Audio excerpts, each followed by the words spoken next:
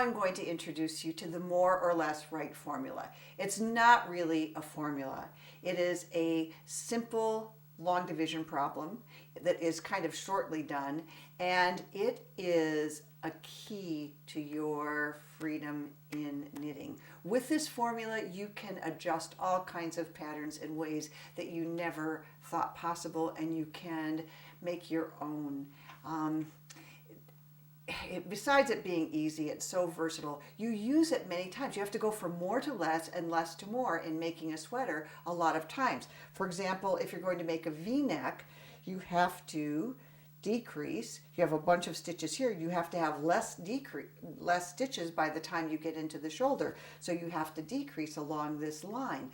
Well, how often do you put those decreases? This formula will tell you, or this manipulation of numbers will tell you. To call it a formula is a little bit dignifying it more than it deserves, maybe. Another place is, and we're going to use this today, is when you knit a sleeve from the top down, you have to decrease it. We're going to make it from wide to narrow. We know how many rows we have over which to do those decreases. When do we decrease? Every fourth row, every eighth row, every second and third row. So this will tell us that. I once had a sweater that I made that was very cleverly done, and I just got rid of it not long ago, and it was in stripes, and every stripe had a different pattern stitch in it. So there was a lace section, there was a blackberry section which was very intense, there was, I forget what else, I don't know if it was a cabled section, and all of these sections were divided by little 2-row garter stitch, 2 ridges, so it was 4 rows of garter stitch, and every time I came out of or went into that garter stitch, I had to change the number of stitches, because the blackberry stitch required, let's say, 80 stitches for the front, but the lace pattern was much wider and opened up, so I had to decrease before I started the next pattern, which was a lace pattern. It was very cleverly done, and I just saw this same problem on Facebook with one of my friends who's my Facebook friend. She's a really fine knitter, and she made a beautiful baby blanket, and it started with a garter edge on it, and then it went into a kind of broken rib.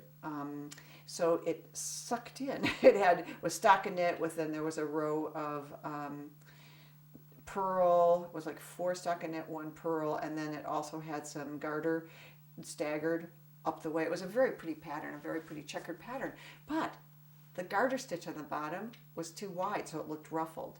What she needed to do was to increase the stitches, or actually decrease the number of stitches in the garter area, and then have more stitches for the body of the sweater. So this will serve you well, I promise you, in all kinds of situations, especially with sweaters. So let's get started in this session with some theoretical examples, and then in the next part of this class we are going to actually apply it to our sweater. Let's start. For our first example, let's pretend that you have a sweater back that has 85 stitches in the lower rib and 100 stitches in the body. If you cast on the 85 stitches and work the rib first, then you have to, quote unquote, increase 15 stitches evenly across the last row to get your 100 body stitches.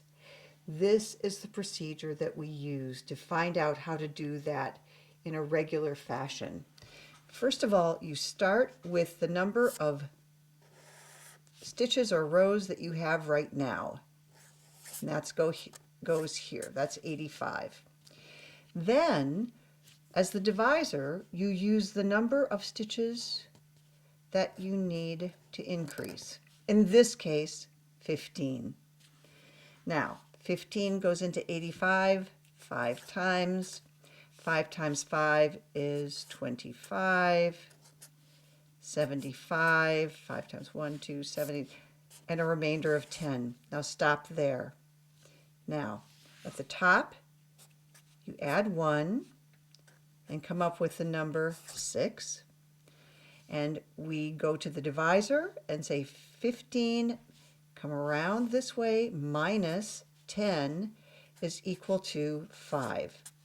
And that gives you 4 numbers that you can circle and draw this lovely little connecting X. The X shows me which numbers go together.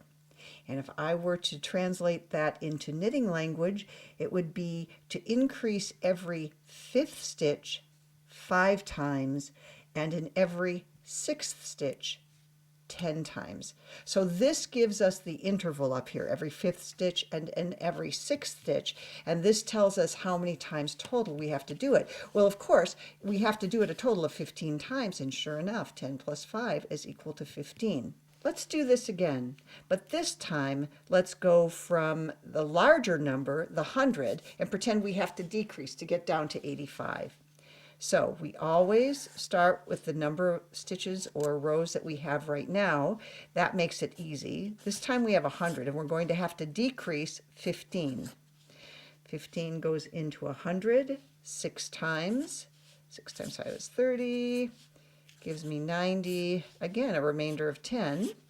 Add 1 to this up here, and I get 7. I can just do that in my head. Or you can just write that there to remind yourself. 15 minus 10 is 5. Again, I start doing this in my head, and it's just more graceful. 6, 7, 10, and 5. And the X tells us which ones go together.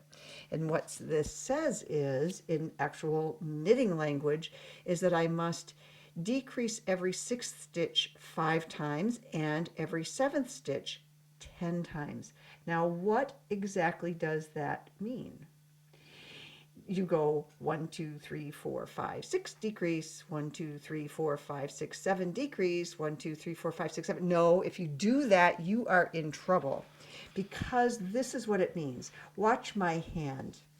To decrease the 6th stitch means to eliminate it entirely.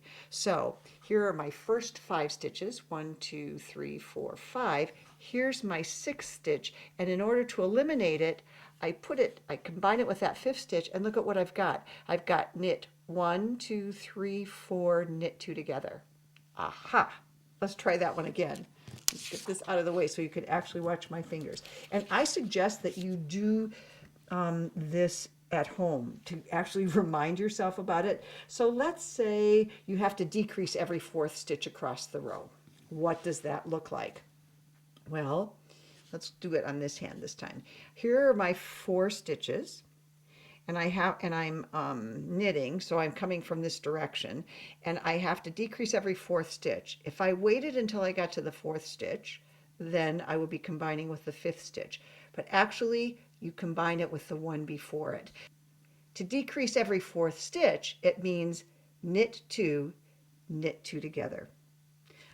So now you've seen an example of how to go from less to more by adding that number, and how to go from more to less by subtracting that number. But notice the procedure is the same in both cases. It's just a simple long division problem that where you do a couple of little extra things to it.